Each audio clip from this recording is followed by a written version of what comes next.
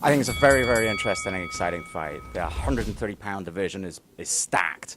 We've got some great fighters in here, some great fights. And Corrales sort of really made his impression when he knocked out Uchiyama. No one was expecting him to do that.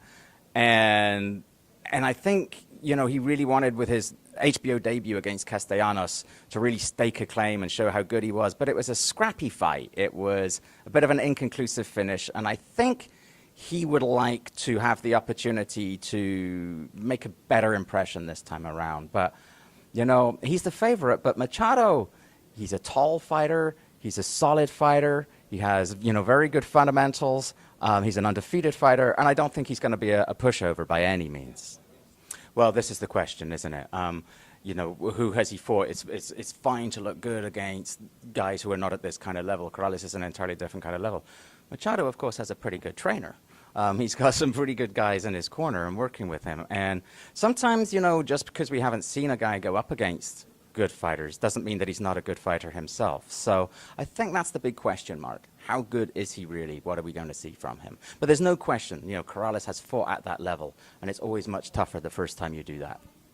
I mean, this is the advantage that I think Machado has. He's really tall for his size, and he's really he uses his height very well. I mean, whereas Corrales is moving all over the place, Machado is much more stand-up kind of a guy. He'll work behind that southpaw jab, and he generates very good power from that as well. So sometimes I think maybe, you know, Corrales can move a little bit. Machado's going to want to try to get him to move into his power shot a little bit. And I think maybe that's the opportunity that he has. But I think with Corrales, with the fight against Castellanos, was just a clash of styles. It was just one of those awkward, difficult fights that we didn't quite get to see the best, I think, of Jezreel Corrales. Against perhaps a slightly more conventional fighter that Machado is, maybe he's going to have the opportunity to show some of his tricks and some of his moves, and he might end up looking a fair bit better than he did last time. Yeah, and also, yeah, you know what? It's very, very hard to hit Jezreel Corrales. I mean, it's really hard to hit Jezreel Corrales. The way he fights, it's confusing to opponents, so they don't throw as many punches, and the punches that they do throw don't tend to land on him. So, yeah, I think that's a good point that.